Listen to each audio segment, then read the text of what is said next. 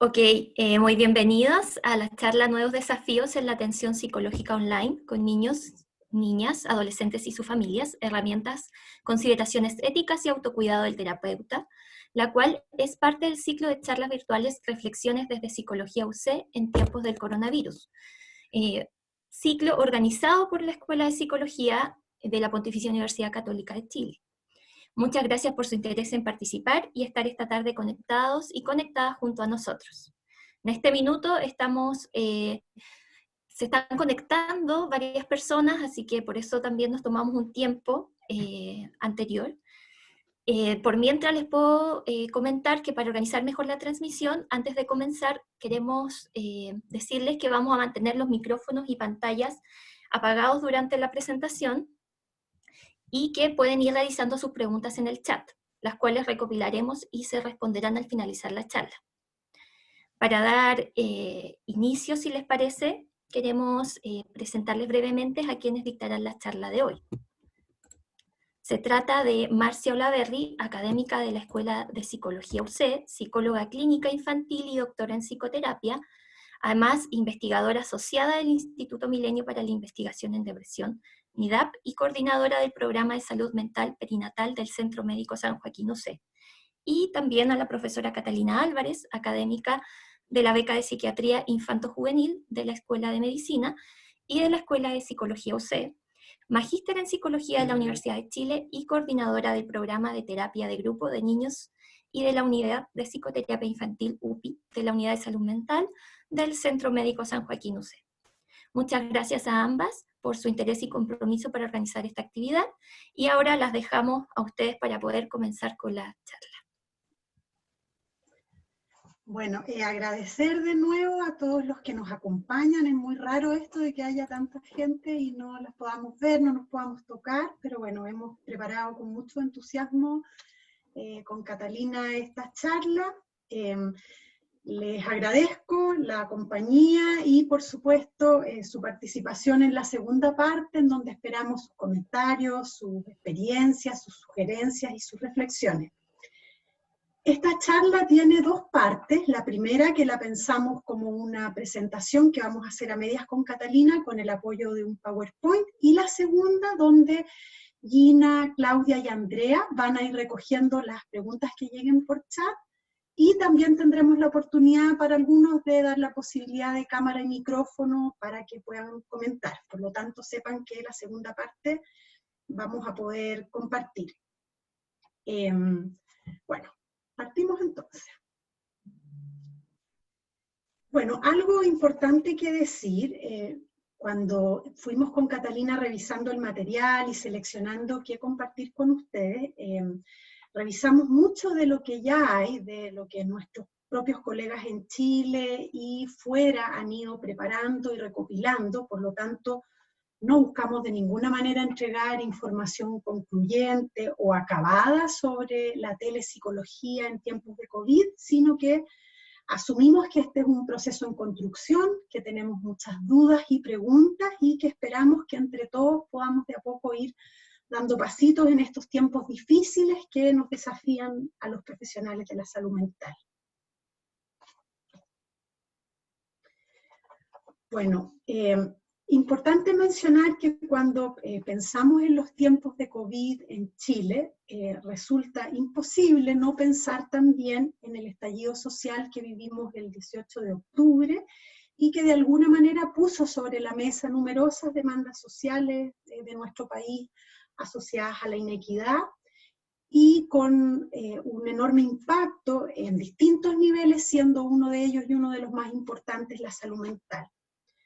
Bueno, todo este estallido nos trajo, por un lado, la esperanza también y la posibilidad de soñar con un país mejor, y estábamos en medio de ese proceso pensando en participar de un plebiscito, y de pronto llega el COVID.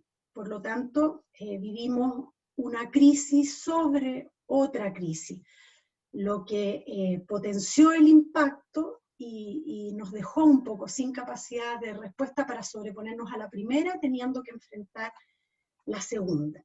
Tenemos que pensar que esto ha ocurrido también para entender el fenómeno y el impacto que ha tenido en todos nosotros, en las familias y en los niños y adolescentes.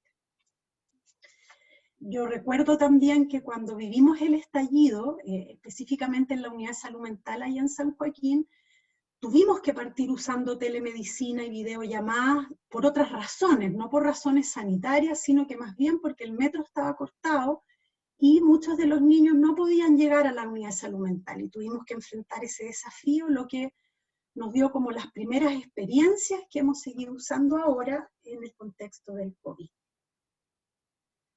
Bueno, algo importante que han mostrado los profesionales desde el área de la salud, pensando un poco en el impacto de la pandemia en el sistema de salud global, y se habla de 4 olas. La primera ola, que es entendida como la demanda inmediata para el sistema de salud de atención, para proteger la vida de las personas contagiadas, que demanda, por lo tanto, que una gran cantidad de los recursos de los que dispone el sistema de salud se vayan hacia allá. Luego se habla de una segunda ola, que es la línea verde, que apunta al impacto de personas que tienen otras enfermedades que no han podido ser atendidas, dado que la mayoría de los recursos está yendo al COVID. La tercera ola alude a las personas que tienen patologías crónicas y que dado que el COVID está absorbiendo la mayor cantidad de los recursos de los que los sistemas de salud disponen, son personas que van a ver interrumpidos sus cuidados y por lo tanto van a presentar síntomas o malestares asociados a la interrupción de tratamiento. Y se ha hablado de una cuarta ola, que es la línea roja, y que es la que se menciona como con una más alta intensidad que las olas anteriores, con una mayor duración en el tiempo. Y en esta ola entra el trauma psíquico, las enfermedades mentales, los perjuicios económicos en el fondo por el empobrecimiento que esta enfermedad nos ha traído a todos, y el desgaste asociado muchas veces a el desarrollo de síntomas clínicos o de psicopatología. Todo esto, el pensar en la cuarta ola, nos pone ciertos temas arriba de la mesa. Por un lado, la importancia de la prevención. Por otro, el reconocimiento de cuáles son los grupos más vulnerables. Por ahí entran los niños, las niñas y los adolescentes. Las altas demandas por atención en salud mental que vamos a tener después. Todavía no estamos en ese momento, pero va a llegar una gran necesidad de atención. Y cómo es que nosotros como profesionales requerimos también ajustar nuestras formas de trabajar a este nuevo contexto, y en ese sentido tenemos un enorme desafío profesional. Efectivamente, dentro de los grupos vulnerables que van a aparecer tanto en la situación actual como en esta cuarta ola, están los niños, niñas y adolescentes, y muestran mayor vulnerabilidad por algunas razones. Dentro de las razones que los convierten en este grupo de mayor vulnerabilidad está su mayor sensibilidad y reactividad frente a los distintos cambios, más todas sus características del desarrollo que los hacen muy dependientes para satisfacer las necesidades frente a la situación de crisis, y también la dependencia en términos emocionales de los cuidadores primarios. Entonces, fácilmente se pueden sintonizar con emociones conflictivas que puedan estar presentando esto. Y por otro lado, también dentro de las características del desarrollo que lo hacen más vulnerable, está por una parte los aspectos cognitivos que dificultan la comprensión de la crisis, pero también la falta de experiencias previas. En este sentido, son una población de riesgo y por eso es tan pertinente que nosotros, profesionales de la salud, tengamos conocimientos respecto a cómo ayudarlos a enfrentar esta situación para que no se convierta en un trauma, por ejemplo. Sin embargo, a pesar de esta alta vulnerabilidad que presentan, lo dependiente que son en relación a las figuras adultas y lo importante de que ellos estén lo más estables posibles para enfrentar esta situación, también tienen ciertos recursos como mayor plasticidad y flexibilidad que les pueden permitir enfrentar de mejor manera y también reponerse a las crisis, pero siempre que existan a su alrededor adultos, cuidadores significativos que los logren acompañar en este tiempo, actuando de una manera sensible a sus necesidades, ¿cierto? Y pudiendo satisfacerlas de una manera apropiada, contenedoras en términos del manejo emocional y también mentalizantes para poder dar un sentido a toda esta experiencia. Ya. Bueno, en cuanto al impacto psicológico que se ha visto del COVID-19 en la salud mental, específicamente de los niños y su familia, vemos que ya hay algunos estudios nacionales, los primeros partieron fuera, pero ya hay algunos con resultados preliminares, otros que están en curso y que esperamos poder compartir pronto. ¿Qué es lo que sabemos? En los niños y niñas lo que aparece principalmente como reporte es el miedo a enfermarse y contagiar a adultos mayores, por ejemplo, a los abuelos. El enojo, la irritabilidad y las quejas en relación al aburrimiento, al no saber qué hacer. Las conductas regresivas, a veces niños que ya habían alcanzado ciertas habilidades en el desarrollo y estas habilidades empiezan a perderse o a ir hacia atrás. Vemos también que en este minuto con la cuarentena total, todos los niños han debido interrumpir el acceso a la educación presencial que permitía compartir con otros, actividades más de corte más físico, espacios recreativos lejos de la casa, y esto ha traído que tengamos a muchos niños con un uso excesivo de las pantallas, que es muchas veces un tema controversial, que los adultos tratamos, que los niños no se entretengan solo con pantallas. Después han aparecido también las quejas somáticas, dolores de cabeza, dolores de estómago, problemas para dormir, cambios también en la alimentación asociados a un mayor sedentarismo que a veces promueven que, por ejemplo, el sobrepeso empiece a expandirse junto con la poca actividad física. En los adolescentes también se reporta enojo, irritabilidad y aburrimiento, pero dado que los adolescentes están más conectados a las redes y pueden de manera autónoma buscar información, también ellos entran un poco en la dinámica más de los adultos, en donde tenemos mucha incertidumbre y ansiedad ante la información que constantemente estamos recibiendo y que muchas veces no sabemos cuál es de buena calidad, qué información efectivamente nos aporta y nos ayuda a protegernos y cuidarnos, y cuál solamente nos alerta y eleva nuestros niveles de preocupación. Otra queja de los adolescentes es tener esta sensación de estar perdiéndose de algo muy importante, como que hay algo que está pasando de lo que ellos no están siendo parte a partir de la distancia social. En los adultos está la incertidumbre y la ansiedad por la preocupación frente a la posibilidad de enfermarse o contagiarse. La preocupación por la separación de la familia, especialmente los adultos mayores. Tenemos también, y esta es una gran queja de los padres, que uno lo ve con los niños que estamos atendiendo, que la idea del teletrabajo, si bien nos ahorra los traslados desde la casa hasta los lugares donde habitualmente trabajamos, pero implica una recarga bastante grande el compatibilizar, cuidar de los hijos, las tareas domésticas y cumplir con las exigencias laborales. Sabemos también que el trabajo a través de pantallas no resulta más relajado ni más fácil, sino que es mucho más agotador, es lo que todos reportamos. Trabajamos 2 horas y sentimos que hemos trabajado 4. También aparece en los adultos el aburrimiento, la frustración, la irritabilidad, la tristeza, la angustia, la soledad y los trastornos del sueño. También en los adultos vemos el miedo a enfermar y contagiar, y un miedo muy grande, que a veces resulta bien desestabilizador, a perder el trabajo. Lo que ya ha ocurrido con muchas familias, ya estamos viendo en los papás y mamás de nuestros pacientitos que algunos han perdido el trabajo, especialmente aquellos que tenían trabajos precarios o se desempeñaban en servicios que ya no se están prestando, por ejemplo.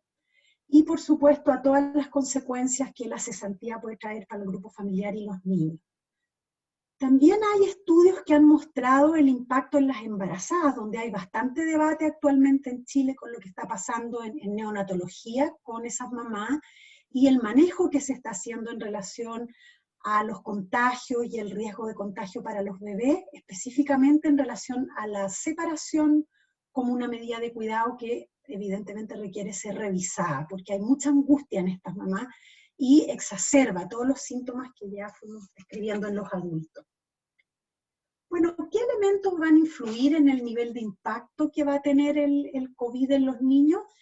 Es muy importante la edad. Los niños más pequeños, a veces muchos de ellos están disfrutando de la estadía en la casa y se sienten muy contentos de estar por primera vez tantas horas con su papá y su mamá. Muchos papás o mamás te describen que han conocido aspectos de sus hijos que nunca habían visto. Por lo tanto, dependiendo de la edad, la queja o los síntomas pueden bajar o subir. Va a depender también de los recursos psicológicos personales y del contexto previo. Muchos de los niños que ya tenían alguna dificultad de salud mental antes de la crisis del COVID han exacerbado sus síntomas. Otros, con mayores fortalezas, de pronto han logrado sobrellevar con el apoyo familiar de manera adecuada el encierro en las casas y la cuarentena. Va a depender también de qué tipo de reacción tienen los adultos que rodean a los niños y sus competencias parentales. Esto quiere decir la capacidad de leer las señales de los niños, de interpretarlas, de atender sus necesidades, de dar espacios para expresar emociones, para reconocer las emociones, para poner en palabras lo que estamos sintiendo. Entonces, todas estas habilidades pueden blindar a los niños y ayudar a que la experiencia del COVID no sea vivida necesariamente con síntomas y que esos síntomas no se agraven. Luego sabemos también que el tiempo aquí es una variable que va a pesar, que mientras esto más se prolongue, nuestras habilidades para restituir la normalidad van a ser más desafiadas y el impacto en nuestro nivel de bienestar o malestar va a ser mayor en la medida que el tiempo pasa. Otro factor que hay que tener en mente es que cuando vemos que no nos la estamos pudiendo o que el nivel de sintomatología que nosotros como papás o mamás o adultos estamos presentando o los niños, es muy importante recurrir a atención especializada de manera oportuna para que los síntomas no se agraven. Lo que se ha descrito sobre el impacto dinámico del COVID, se ha visto que en el corto plazo, el primer impacto tiene que ver con el aislamiento, que son los síntomas que ya les describimos en las diapos anteriores. Luego van a venir las experiencias de duelo, que todavía no han llegado, no hemos llegado todavía al pic de la enfermedad en Chile, por lo tanto es muy probable que tengamos que enfrentar duelos de personas cercanas. Más a largo plazo aún va a venir la reconstrucción de la realidad, o sea, cómo esta experiencia va a cambiar probablemente nuestra forma de relacionarnos, nuestra forma de trabajar, nuestra forma de mirarnos, nuestra forma de tocarnos, que ya vemos que eso ha variado en esta necesidad de mantener distancia. Piensen también lo que puede significar para una mamá con una guagua chiquitita, en donde el tacto es muchas veces la manera de participar en la regulación, en la corregulación con los hijos pequeños. Por lo tanto, van a venir generaciones que van a dar cuenta del impacto del COVID y aquí el tiempo va a ir haciendo también diferencias a nivel de los factores protectores, pero también lamentablemente de los factores de riesgo.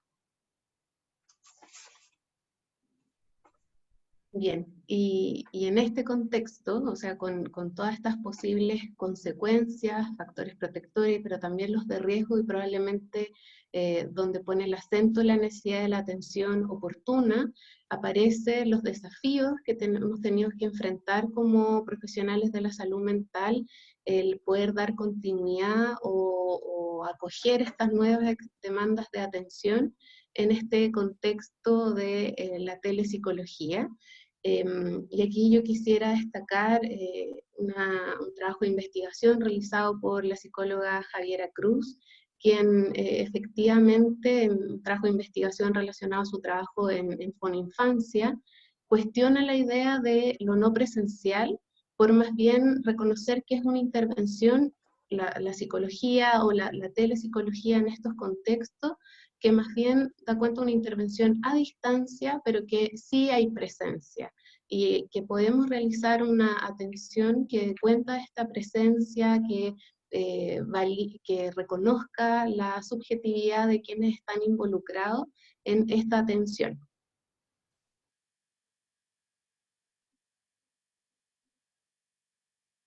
Y algunas definiciones sencillas en relación a lo que es telepsicología y el descubrimiento de que muchas de estas estrategias de intervención ya las utilizábamos, pero no con este nombre y no con esta connotación, o incluso como reconociéndolas como parte de nuestros tratamientos, pero que hoy día se hace más evidente. Se dice que es toda actividad, ¿cierto?, en el ámbito de la psicología a distancia, que se apoya en la tecnología para poder intervenir, ya sea dentro de un encuadre de prevención, de promoción, de educación, y como psicoterapia propiamente tal. ¿Por qué les decía esto de que a lo mejor ya hacíamos uso de la telepsicología, pero no le dábamos ese nombre? Es porque incluye las llamadas telefónicas, el correo electrónico, los mensajes de texto y la videoconferencia, que probablemente es la herramienta en la que la mayoría hemos tratado de proveernos de ciertas informaciones, conocimientos para poder seguir dando las atenciones necesarias en este tiempo. También se hace uso de telepsicología por medio de ciertas aplicaciones móviles o programas estructurados, y se hace uso de esta intervención como un proceso de psicoterapia propiamente tal, o como un complemento a un tratamiento psicológico presencial. En general, las recomendaciones dan cuenta de que al menos haya una atención presencial y posteriormente poder continuar con el trabajo a distancia. El seguimiento a los tratamientos presenciales también puede ser una manera de utilizarlos, o como una manera de realizar asesorías, consejerías, ¿cierto? Servicios de apoyo para personas con severas dificultades psicológicas, por ejemplo, para ver estados de evaluación de su ánimo. Hay algunas intervenciones que se hacen en esa línea, y como dentro de los procesos de evaluación o de screening. Estas son como las distintas utilizaciones de la telepsicología, pero también antes de adentrarnos a esta práctica es muy necesario evaluar si es pertinente, si es la mejor manera de intervenir en un caso particular, y para ello hay ciertas recomendaciones de cuándo es aconsejable y cuándo más bien habría que evaluar una alternativa distinta, y probablemente la presencial. Entre las razones que dan cuenta de que es aconsejable es cuando efectivamente no hay una opción presencial disponible, y la única alternativa de atención es la telepsicología. Estamos en este caso, ¿cierto?, donde por razones de salud, por condiciones sanitarias, la mejor opción es la telepsicología, la atención a distancia, porque no hay otra manera de hacerlo. En muchos lugares de atención simplemente tuvieron que cerrar, tuvieron que acomodar sus instalaciones para dar la satisfacción, ¿cierto?, de las necesidades propias del COVID. También se recomienda la atención en telepsicología cuando se cumplen ciertos criterios, por ejemplo, como el manejo tecnológico, tanto por parte del terapeuta, de la terapeuta, como de los pacientes. Ambos tienen que tener cierto dominio de la estrategia, ¿cierto?, de la tecnología que vamos a utilizar para esta atención, y hay que evaluar también, dependiendo de las condiciones, por ejemplo, del espacio y la privacidad, si efectivamente la videoconferencia es o no la mejor alternativa. Esto lo hemos discutido harto con Marcia cuando hemos preparado esta charla, de que en muchos contextos familiares a lo mejor no cumplen con las condiciones para proveer un espacio de privacidad, y a veces la mejor alternativa es la llamada de teléfono y no la videoconferencia. Entonces hay que evaluar muy bien, por una parte, el manejo tecnológico, pero también cuál es la mejor estrategia de intervención tecnológica para poder realizar el trabajo a distancia. Y en términos del espacio y la privacidad, también considerar el manejo de la información, utilizar plataformas que sepamos que hacen uso como del encriptar los datos, dónde vamos o no a almacenar la información de nuestros pacientes, ahora que a lo mejor no contamos con el acceso remoto a las fichas electrónicas, si nuestro lugar de trabajo lo poseía. Todos esos son cuestionamientos que tenemos que realizar para poder evaluar que efectivamente se aconseja. Dentro de las plataformas más seguras se sigue recomendando Zoom, y hay algunas otras que se aconsejan, pero esa sigue siendo de las plataformas más recomendables. Y también cuando no existe, cuando el nivel de riesgo del paciente es leve o medio. Y entonces rápidamente nos lleva a cuando no se aconseja realizar telepsicología como la única estrategia de intervención, que es tener una condición de un ánimo muy bajo, altos niveles de ansiedad, mal control de los impulsos, pérdida de juicio y realidad, alucinaciones, delirios, inhabilidad social grave. Eso es bien importante porque lo vamos a revisar más adelante. Es necesario muchas veces hacer uso de ciertas estrategias que van a requerir la presencia. Entonces, la asistencia a ciertos lugares físicos para poder asegurar una atención segura. Entonces es necesario que la persona cuente con una red de apoyo. En el caso de niños, niñas y adolescentes eso es obvio, no podemos realizar la atención sin el consentimiento y el resguardo de los adultos, pero es muy importante que la persona cuente con una red que nosotros también podamos acceder a ella. Lo vamos a revisar con mayor detención. Tampoco se aconseja, insisto, como tratamiento principal, ¿ya? Pero puede ser como complemento a una psicoterapia presencial, físicamente, ¿cierto? La telepsicología. Tampoco se recomienda en adicciones, cuando hay ideación suicida, violencia, acoso, abuso y conflictos familiares graves. También hay que evaluar cuando se aconseja o desaconseja, ¿cierto? La realización de la telepsicología también es algo que la terapeuta tiene que evaluar antes de cada una de sus sesiones.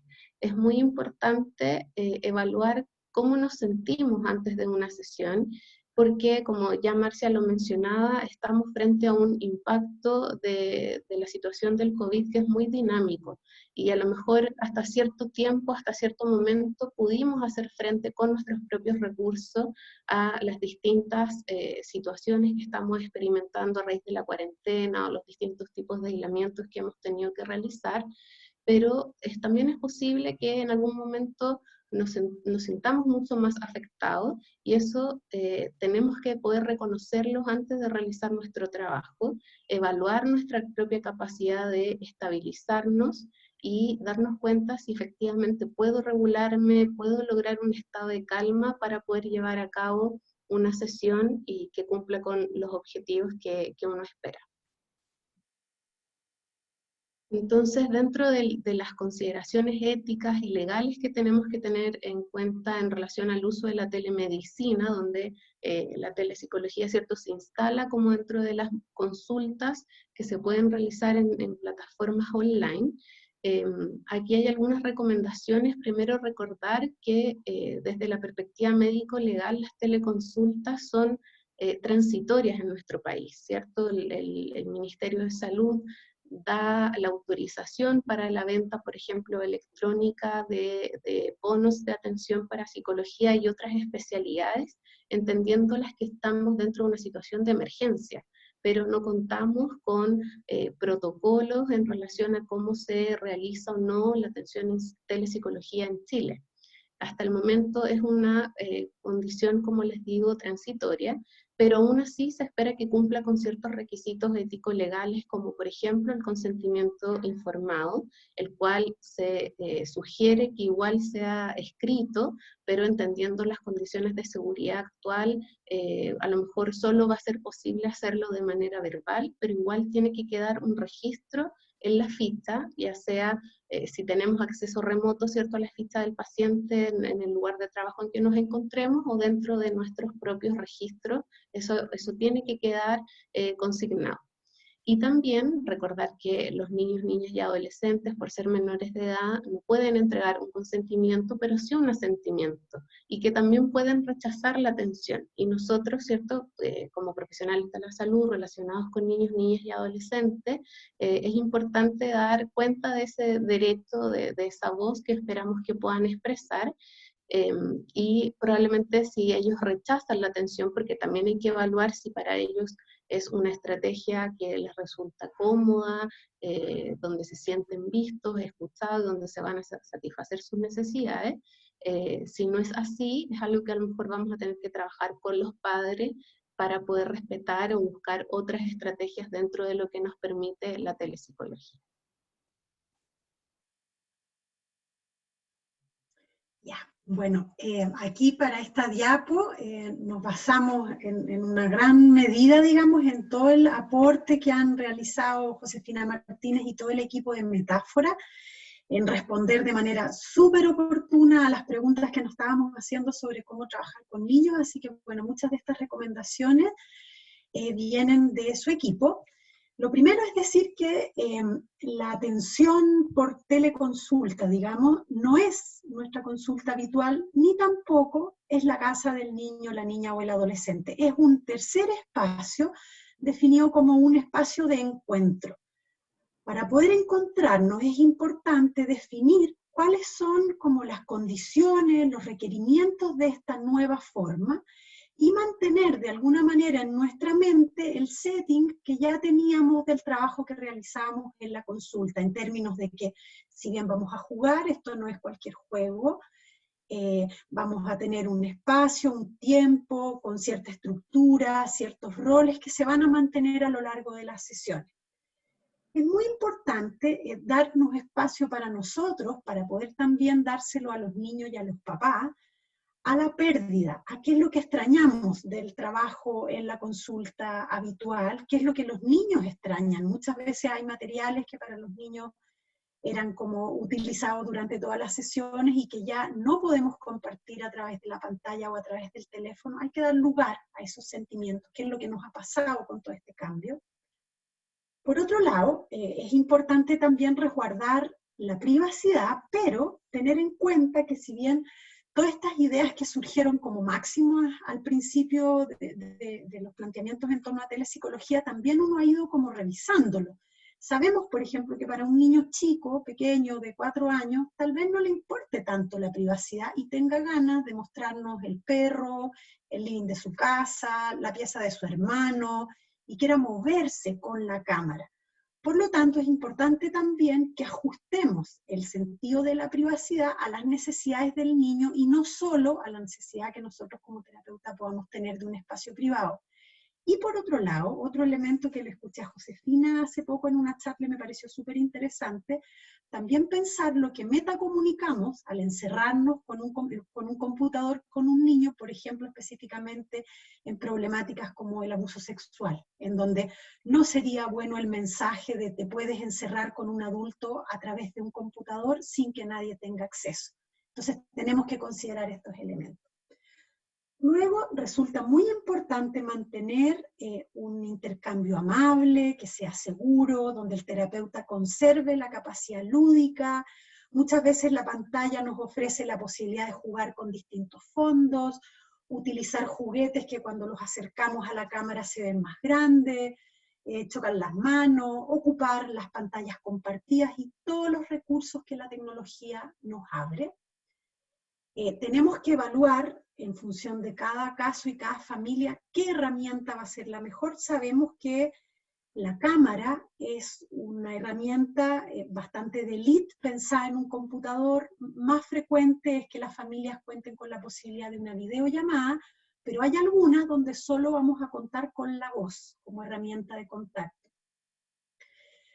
Otro elemento interesante también que uno va descubriendo habitualmente los terapeutas cuando recibimos niños y familias, somos las dueñas de la consulta, las expertas en todo lo que ahí está ocurriendo, las que conocen los materiales, pero en términos de la tecnología, los niños muy pequeños tienen muchas veces, por lo menos en mi caso, muchas más habilidades que yo misma para hacer cosas y descubrir usos que podemos darle al computador para trabajar, y por lo tanto esto ha sido también un desafío en ese sentido, los roles que ocupamos, las competencias que cada uno despliega en sesión. Luego también tenemos que definir cómo queremos ser vistos. Probablemente esta imagen que ustedes ven de mí sentada en un escritorio con un fondo fijo puede ser aburrida para un niño pequeño y lejana en relación a cómo nos veían en la consulta. Yo para los niños chiquititos me instalo con cojines, con juguetes, selecciono algunos títeres, me logré traer algunas cosas de la consulta que me acompañan en cada sesión y que intento sean las mismas. Por lo tanto, tenemos que hacernos esa pregunta. Luego, así como preparamos los materiales para nosotros como terapeuta, también podemos pedir al niño que prepare ciertos materiales.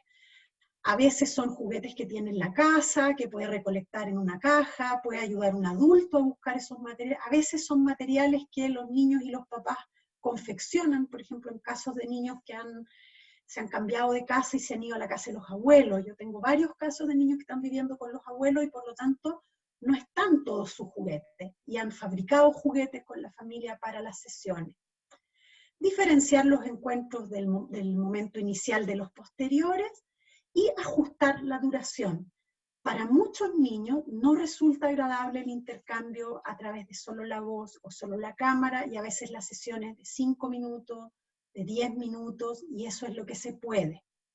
Tenemos que ajustarnos a lo que el niño va tolerando y le permite saber que estamos ahí, que estamos interesados en lo que le pasa, que no nos hemos ido, que estamos pendientes. Otra cosa importante que ya decía la Catalina a raíz como de las consideraciones éticas y los riesgos, es que es muy importante que el adulto inicie y termine la sesión. ¿Y esto por qué? Para resguardar un poco el rol de apoyo y supervisor que cumple, pero también el uso de pantalla. Muchas veces para los papás no ha sido fácil poder regular cuánta pantalla están usando los niños, y si los dejamos solos con un computador en una pieza a puerta cerrada, eso podría ir en contra de las normas familiares. Bueno, en todo esto no olvidar que aquí estamos todos aprendiendo y construyendo sobre la marcha. O sea, esto lo vamos a armar entre todos y probablemente en 5 años vamos a tener manuales más acabados, pero por el momento esto es nuevo.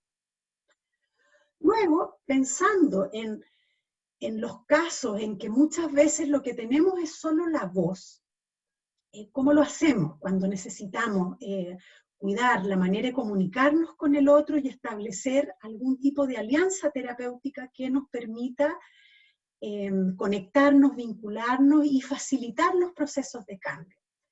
Por un lado, sabemos que lo que creamos en estas sesiones a través de telepsicología es un sentido de presencia, ¿cierto?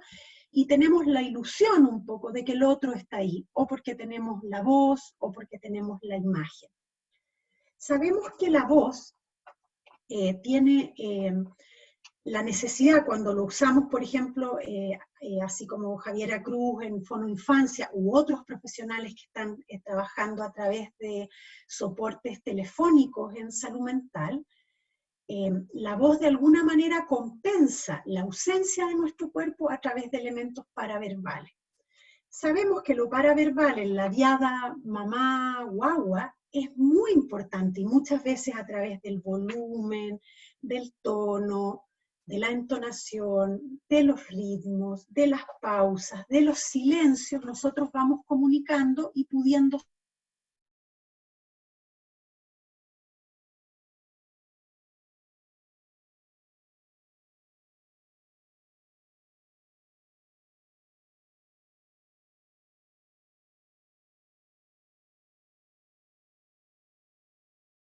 cómo podemos ayudar al otro a que sienta que estamos presentes, que estamos con ellos, que estamos cercanos y que logremos acoplarnos con el consultante. Bueno, ¿cómo vamos a cuidar entonces adicionalmente, además de considerar la voz, una buena comunicación con nuestros pacientes y el establecimiento de la alianza terapéutica? Por un lado, vamos a normalizar a todos que es raro esto de vernos, que además a veces uno no solo ve al paciente, sino que se ve a uno al lado. Es raro estarse mirando uno y al mismo tiempo la cara del otro, como con el foco dividido. Normalizar la extrañeza que esto nos provoca en la cámara o en el teléfono, de esto de estar hablando cosas personales sin estar físicamente presente. Considerar también que muchas veces la comunicación, específicamente internet, se satura y tenemos que experimentar muchas interrupciones. En momentos, cosas importantes que nos está diciendo un niño y que no pudimos escuchar. No nos quedó claro si el niño entendió lo que le habíamos dicho. Por lo tanto, el tiempo de la comunicación a distancia es más lento. Necesitamos esperar a que el otro responda antes de intervenir nuevamente. Necesitamos clarificar si es que nos entendieron. Y, por supuesto, utilizar otros recursos que puedan apoyar la comunicación. Videos, dibujos, resúmenes, audios, mensajes por chat, que puedan apuntalar nuestra comunicación durante la sesión. Y lo más importante aquí es transmitir a los niños, a las niñas y a los adolescentes que nos importan, que los estamos acompañando y que a pesar de todo lo que ha pasado, permanecemos muy atentas a su proceso. Bueno, sabemos también que todas las crisis traen también oportunidades, en el sentido de que nos sitúan en escenarios nuevos, donde nos vemos obligados a desarrollar nuestra creatividad y ver cómo podemos sacar provecho a estas herramientas. Y podemos ver que muchas veces la telepsicología nos permite tener información acerca de las casas, del ambiente natural de la familia que jamás hubiésemos tenido trabajando en el setting tradicional. Sabemos también que nos facilita la posibilidad de realizar sesiones familiares, por ejemplo, con el papá, la mamá, los hermanos. También Zoom permite la posibilidad de grabar videos. Yo ocupo mucho los videos para realizar video feedback. Aquí podemos pedir a los padres y a las madres que graben sus propios videos y nos envíen, o nosotros a través de Zoom podemos grabar y luego guardar ese material, analizarlo y trabajarlo en sesiones posteriores con los padres. Y por otro lado, algo que es bien interesante, que hay muchas personas que viven lejos de ciudades donde hay prestaciones de atención en salud mental, que gracias a la telepsicología están pudiendo ser atendidos.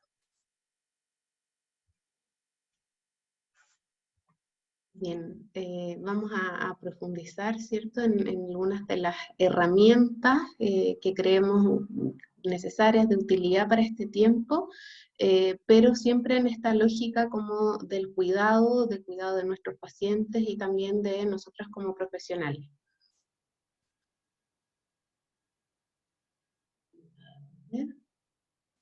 Acá.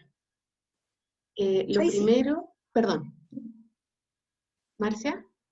No, te decía que ahí sí que te había saltado una. Sí, gracias. Bueno, primero, ¿cierto? Dentro de las herramientas pensamos en, más allá de las distintas técnicas que, como decía Marcia, y el grupo Metáfora hizo un aporte pero impresionante, y además de lo oportuno, pensamos en cómo manejar ciertas situaciones de riesgo en esta atención a distancia.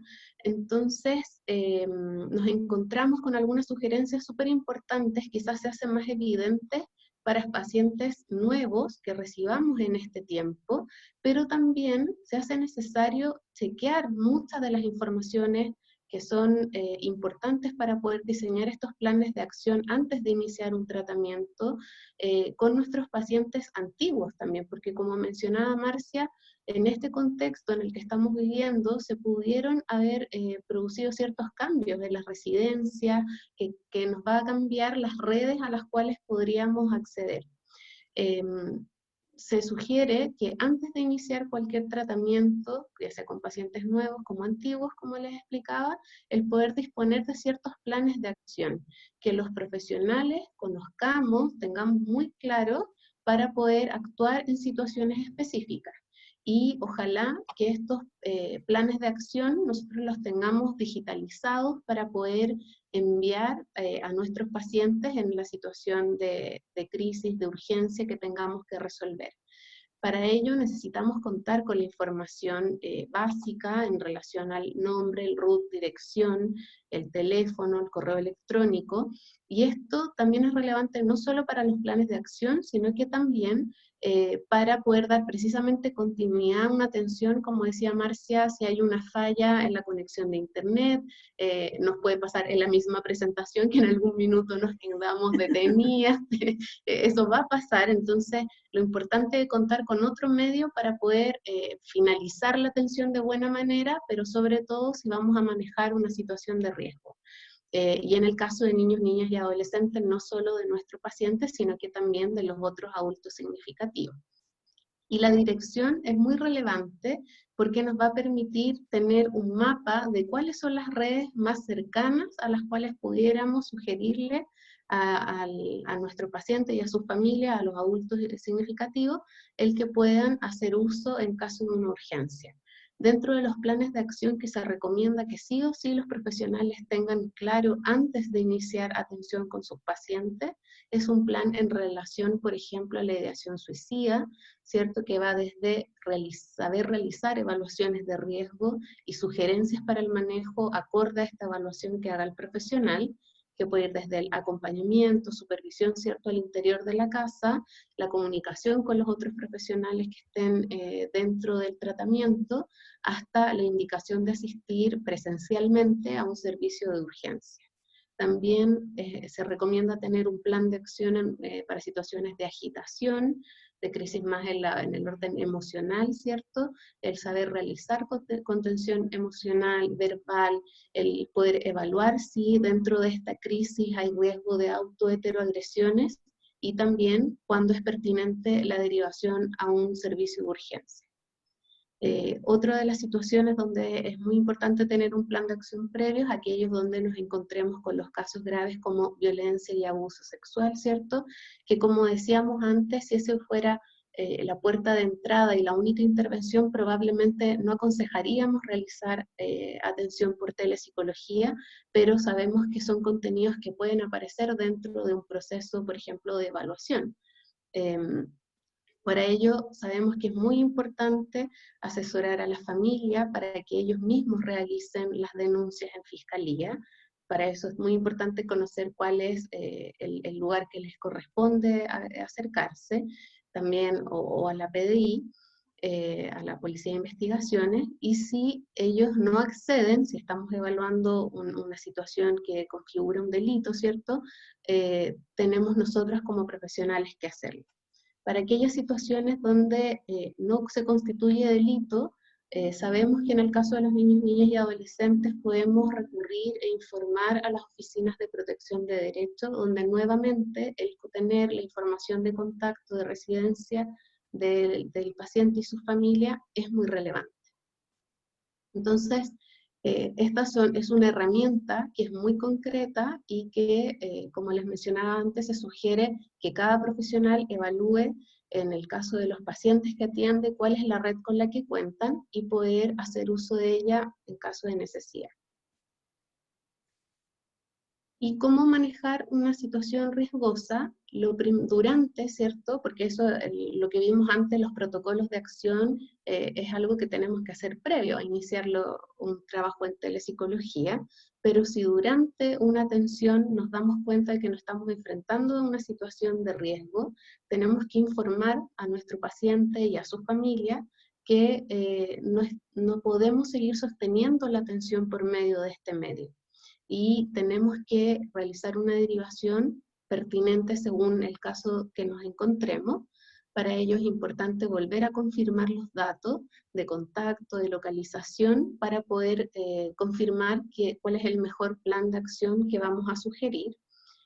Siempre contactar con mayor razón, ¿cierto?, en caso de niños, niñas y adolescentes, a los familiares o adultos responsables.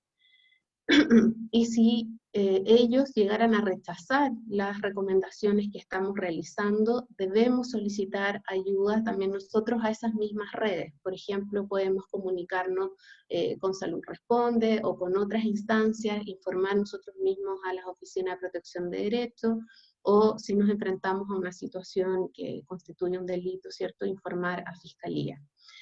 Al final de la presentación con Marcia hicimos un listado de varios sitios de interés que pudieran recurrir y que pudiera ser parte como de esta red de apoyo para armar estos protocolos de acción frente a situaciones de riesgo.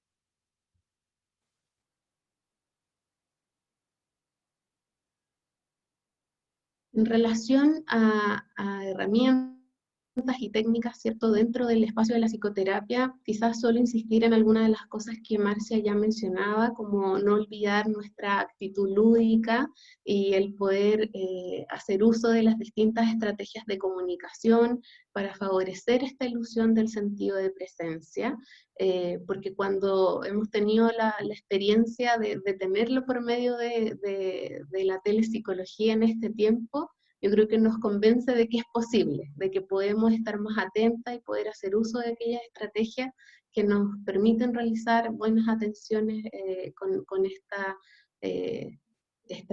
manera de intervenir, ¿cierto?, no presencial.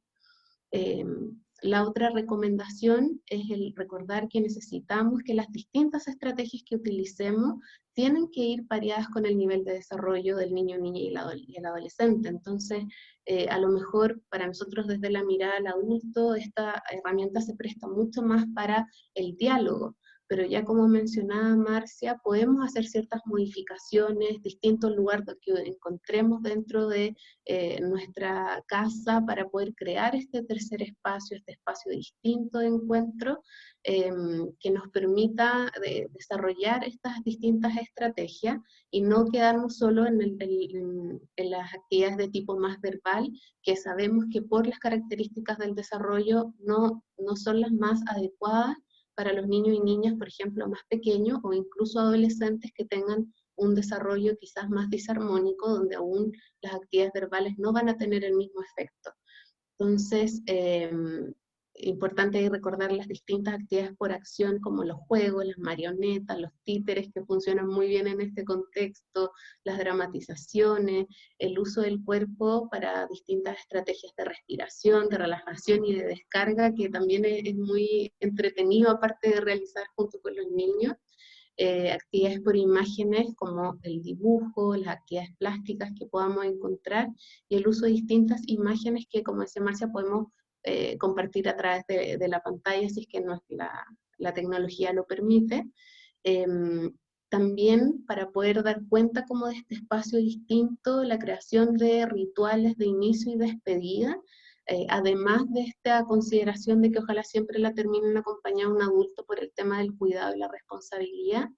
Y otra cosa también que nosotras reflexionábamos como la necesidad de solicitar cierto registro, por ejemplo, a través de fotografía, de los trabajos, de los dibujos realizados por los niños, para poder nosotros también llevar un registro de esto a nuestras fichas de cada paciente.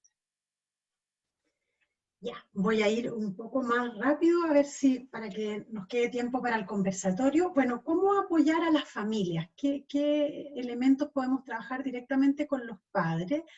Primero está la contención, en términos de dar un espacio donde permitamos que los padres puedan expresar sus emociones, sus vivencias y sentirse validados, digamos, en todo esto que hablábamos de los síntomas del comienzo, lo difícil de conciliar la crianza, el teletrabajo, el propio malestar emocional, los síntomas de los hijos, poder contener.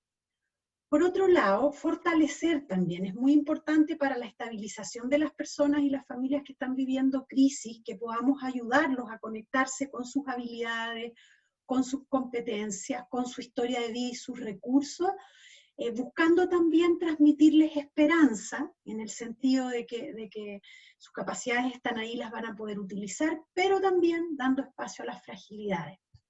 Por otro lado, resulta muy importante también potenciar el funcionamiento reflexivo y la mentalización de los padres en términos de poder explorar su mundo interno, sus vivencias, sus distintos estados, sus emociones, y poder reconocer cómo estos estados internos influyen las cosas que hacemos y cómo es que esto mismo ocurre en nuestros hijos, y adicionalmente cómo a través de nuestras relaciones nos influimos mutuamente.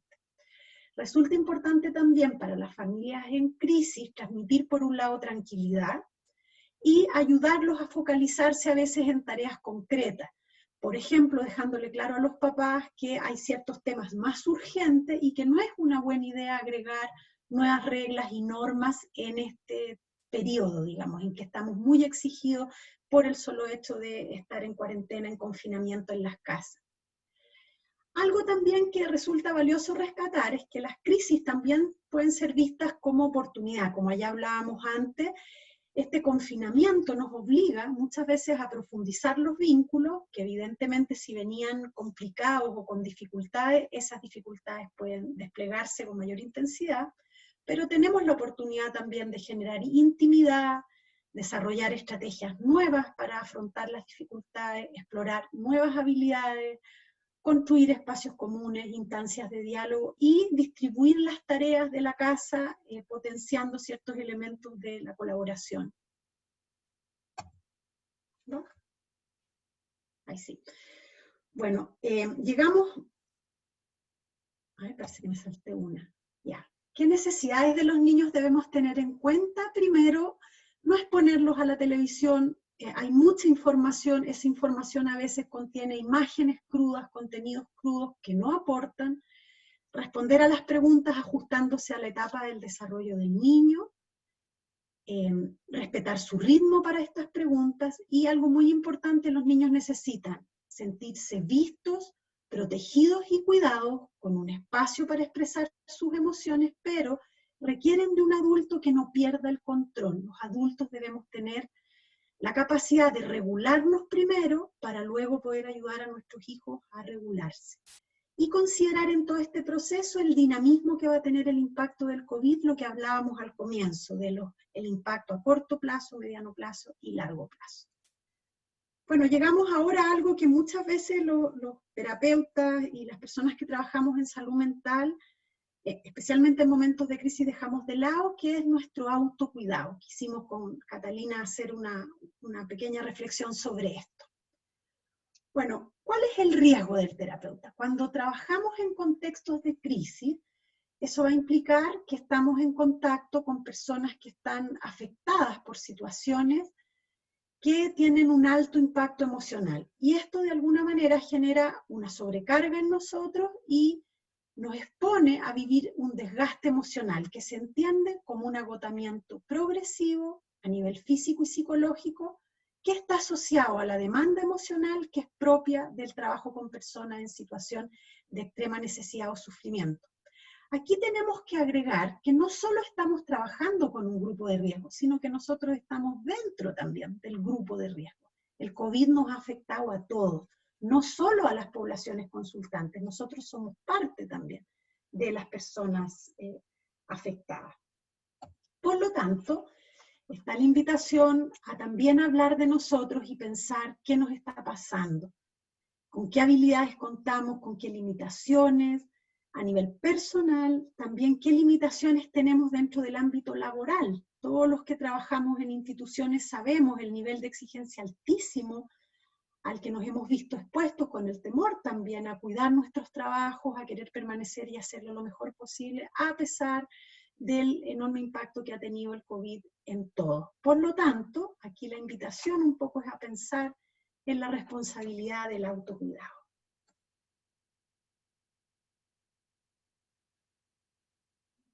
Dale, Cata. Sí, gracias. Y en relación a la responsabilidad, dentro de las primeras estrategias para hacernos responsables también de nuestro bienestar emocional en este tiempo, es estar atentos a las manifestaciones de ese desgaste, que tienen dos grandes riesgos. Por una parte, el exponernos a una mayor vulnerabilidad a todo tipo de enfermedades, pero también, y muy contrario de lo que esperaríamos probablemente, es el de invisibilizar el malestar de nuestros pacientes y sus familias. Entonces, el poder estar atento a estas distintas manifestaciones que van a ir tanto desde el orden físico, como desde nuestro orden emocional, desde el autoconcepto, desde nuestro sentido de competencia en relación a nuestra profesión, es muy relevante y acá hay algunos indicadores, ¿cierto? El cansancio físico-mental, el sentido de sensación de incompetencia, impotencia y frustración, otros síntomas físicos, más todas las alteraciones en el sueño, en el apetito, pero insisto en estos dos niveles como de riesgo, tanto para la propia salud como para el bienestar de nuestros pacientes y las familias con las cuales trabajamos. Algunas estrategias que son importantes para el autocuidado. El primero, ya lo mencionamos, ¿cierto? El registro oportuno de estos signos de estrés y malestar. El poder contar con espacios de vaciamiento y descompresión, por ejemplo, a partir de las reuniones clínicas, si tenemos la fortuna de poder mantenerlas a pesar de la distancia física, ¿cierto? El evitar la saturación de las redes personales de apoyo, esto es bien importante pensando que estamos quienes podemos seguir trabajando, realizando nuestro trabajo en nuestra propia casa. De ahí lo importante de la creación de este espacio tercero, de este espacio distinto, que también va a cumplir con el resguardo, ¿cierto?, de nuestro bienestar emocional. De así poder mantener, ¿cierto?, estas áreas libres de contaminación, y también durante las mismas sesiones, durante el mismo ejercicio de nuestro trabajo por telepsicología, podemos hacer uso de ciertas estrategias de autocuidado, como por ejemplo el tener un espacio y un tiempo determinado para hacer el registro de las sesiones, el establecer pausas entre un paciente y otro, que también nos puede permitir hacer este screening de nuestro desgaste, pero también como un tiempo necesario para establecer una nueva conexión. Ha sido bien impactante como este ajuste que tenemos que hacer entre un paciente y otro, que no siempre es tan rápido ni tan sincrónico como a uno le gustaría, y eso es necesario registrarlo. Y lo otro importante, así como cuando hacemos nuestras atenciones presenciales físicamente, tenemos que evaluar cuántos pacientes somos capaces o no de atender uno tras otro. También acá tenemos que evaluar cuánto es nuestra capacidad de trabajo frente a las pantallas, con detectar nuestro cansancio y tiempo máximo en que podemos tolerar las pantallas. También se recomienda para el autocuidado de los profesionales generar estrategias de autocuidados de equipo, y aquí muy en línea de la idea de que esto los tenemos que cuidar entre todos. O sea, que acá se vuelve muy importante el mutuo cuidado, considerando además que todas las organizaciones y sus miembros va a estar impactado, y además de manera dinámica, como ya lo hemos hablado, por el COVID. Entonces, el poder, quienes tengan la fortuna, como les decía, de mantener las reuniones de equipo, el poder incluir este tema, tanto como de una conversación quizás más coloquial al principio de las reuniones, cómo estamos, cómo estuvo la semana, hasta ir explorando quizás más directamente estos indicadores, con todos los impactos que Marcia ya mencionaba al inicio de la charla, que también está teniendo en los adultos. Importante mantener espacios de descomprensión tanto formales como informales, espacios de distensión. Yo creo que ahí el uso del humor, el mantener el contacto también cotidiano ha sido muy importante, al menos para nosotros en la unidad de psicoterapia infantil. También tener expectativas realistas de nuestro desempeño. No vamos a poder atender a lo mejor lo mismo que antes, ni con la misma energía, va a haber mejores días, peores días, y algo que también ha sido muy importante dentro de nuestro equipo, y por ejemplo, a partir de esta charla han habido muchas otras donde han aportado nuevos conocimientos, y ha sido un espacio de mucha cooperación también, porque no todas podemos asistir a todas las charlas, pero el poder compartirnos esas informaciones y los aprendizajes, tanto como de esos espacios como de la atención que hemos ido realizando, ha sido muy importante. Y finalmente, como reconocer la necesidad de desmovilizarnos, que ahí dábamos como los dos sentidos, tanto del movimiento social como de la situación de COVID, ¿cierto? Buscar espacios donde no seamos, Marcia decía, la experta en COVID, ni ir a cada una de las marchas en su momento, ¿cierto? Como tener otros espacios distintos. Recordar que seguimos siendo seres humanos, que vamos a tener momentos en que necesitamos satisfacer más nuestras necesidades y no estar tanto en relación al rol profesional, al cuidado del otro, dándonos espacio, ¿cierto?, para descansar, ventilarnos, cuidar los hábitos de sueño, alimentación, obviamente buscar las redes de apoyo, y poder ir orientando, insisto, esta idea muy importante de que estamos en nuestro propio hogar realizando nuestra atención, entonces muy importante ir diferenciando estos espacios. Y aquí ya al final, acá, Acá está lo que yo les mencionaba de una serie de sitios de interés que creemos que pueden ser útiles para poder armar estas redes de apoyo que les permitan manejar de buena manera situaciones de mayor riesgo durante este tiempo. Eso, Marcia. Voy a dejar de, como que no se mueve la manita, ya voy a dejar de compartir para que podamos vernos ahí. ¿Quieres? ¿Lo hago yo? Ah, no. Ahí sí, ahí aparecieron, ya, qué buena, qué buena. Bueno, muchas gracias a todas y todos por estar aquí, qué emoción verles la cara. Marta, querida, qué emoción. Qué bueno, Marta Escobar se está conectando desde Londres, por lo tanto, ella viene del futuro, de lo que nos espera acá, así que estoy súper ansiosa, Marta, de lo que nos puedas contar.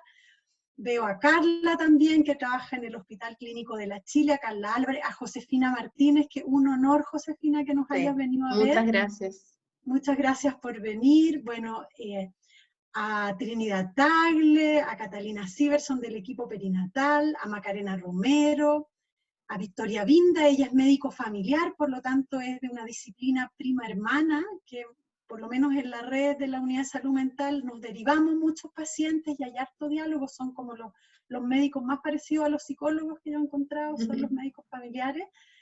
Así que no sé si, a ver, ¿vamos por las preguntas, Cata? ¿O vamos comentarios y ofrecemos palabras? No sé, ayúdennos un poco cómo armarlo, me tiene perpleja de tanta gente. Quizás podríamos recoger primero algunos comentarios.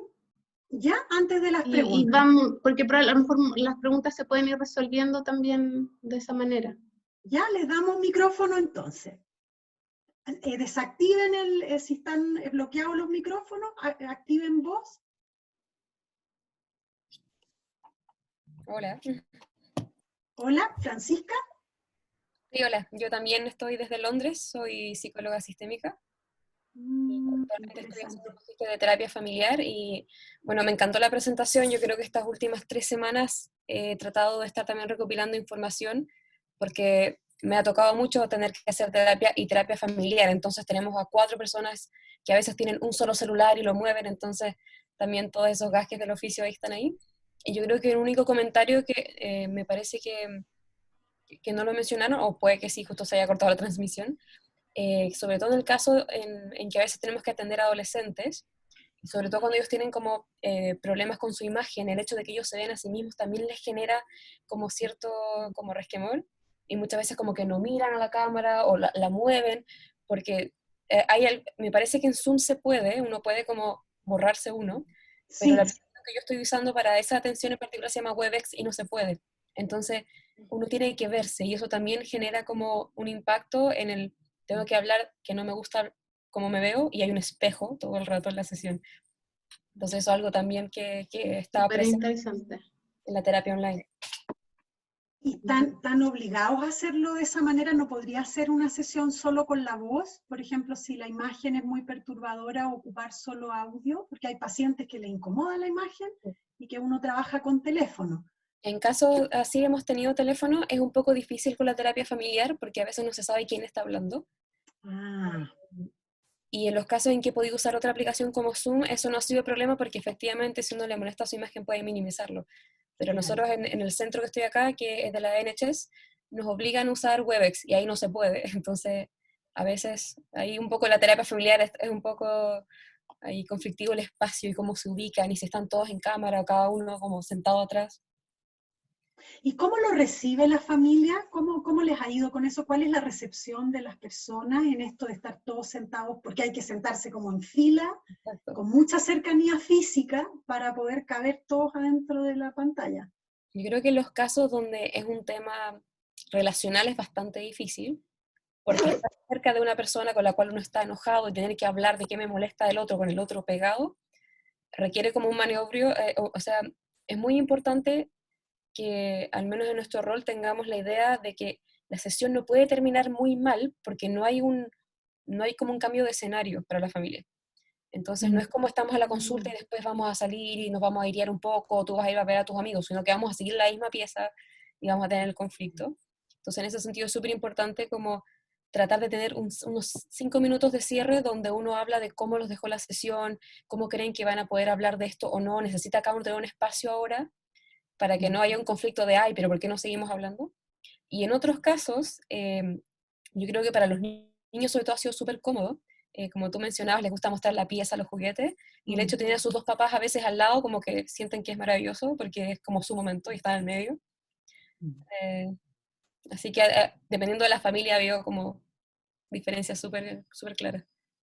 Súper interesante lo que dices del cierre, como de ese tiempo para airearse, que se acaba, que para los terapeutas también nos pasa. Uno salía de la consulta, o caminaba, o se iba manejando, procesando los pacientes. Uno sale de la consulta y está tu familia ahí, esperándote para comer, para Y a almorzar. veces acompañada también de tus colegas, de tus compañeras, de tus compañeros.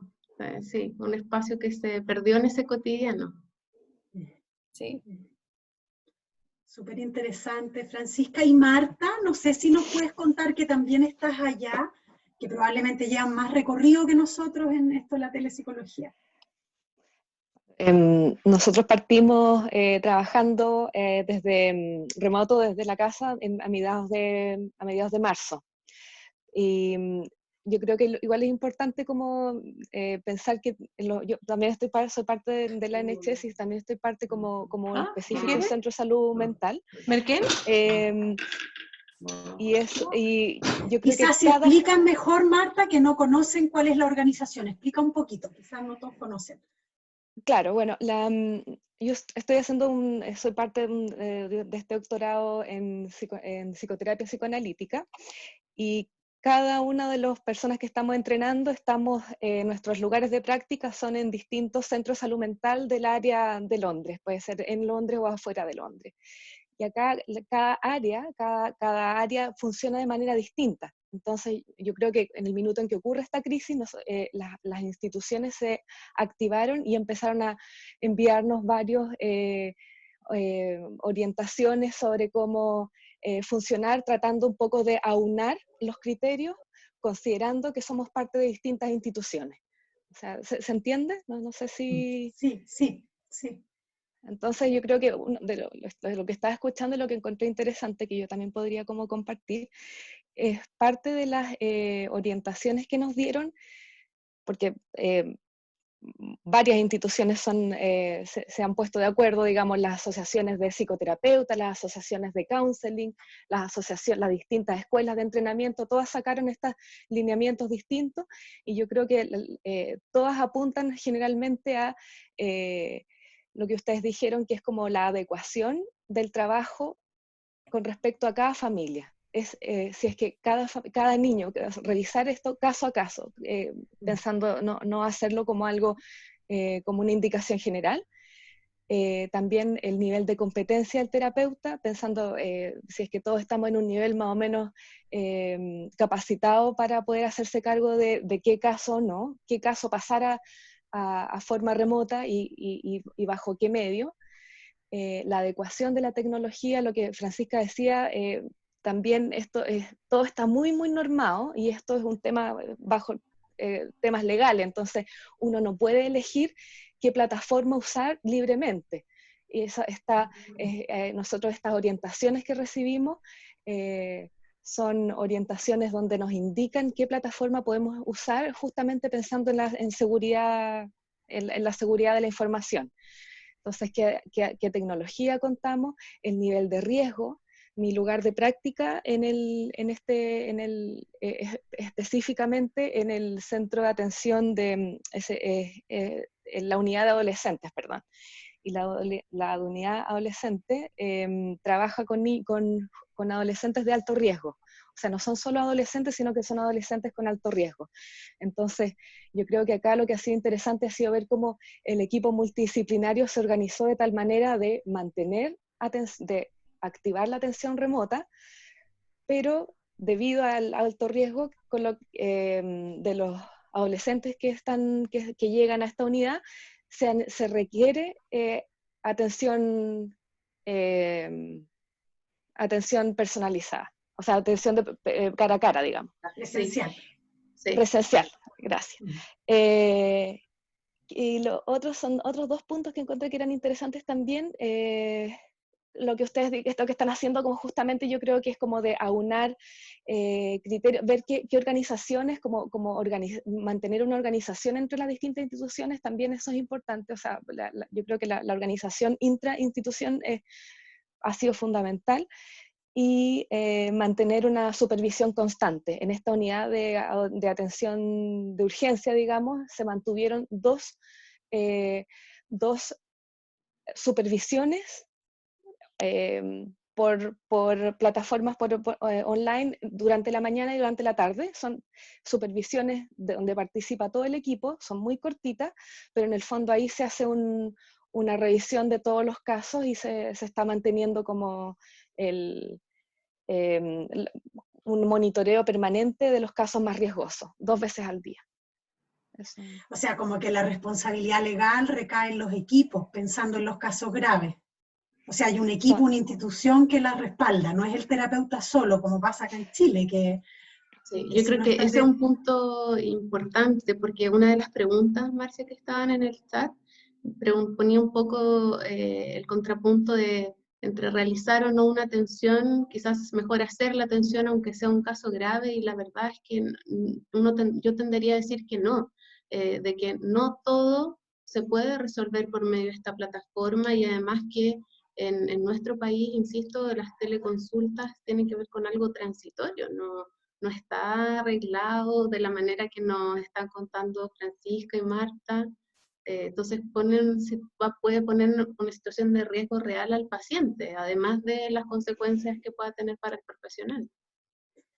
Bueno, por ahí sumando a lo que tú dices, Cata, esto para que compartamos recomendaciones. Harta gente pregunta cuáles son las plataformas más seguras. Nosotros en general hemos estado usando Zoom, el Zoom gratuito, aunque sabemos que no es infranqueable Zoom, digamos, y que el Zoom pagado es el que funciona con más resguardo. Que nosotros por la universidad tenemos el acceso a la licencia, o sea, en ese sentido estamos pudiendo hacer uso de una plataforma más segura.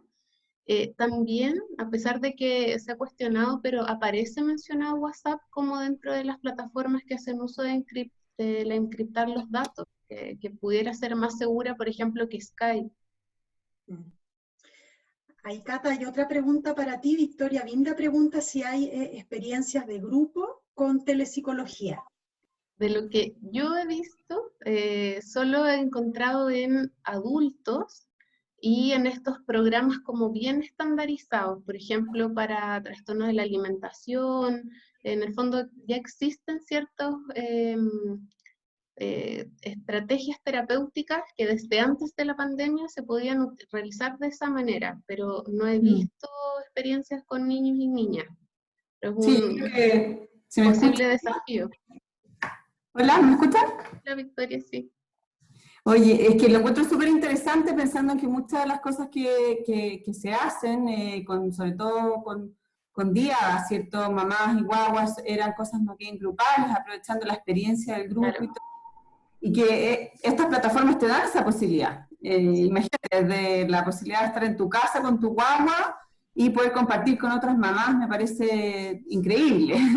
Así que quería saber conocían de grupos que lo hicieran, y bueno, yo creo que vamos a tener que empezar a hacerlo, yo creo que para allá vamos. Sí, como digo, de adultos sí, hay experiencia, en niños yo no he encontrado,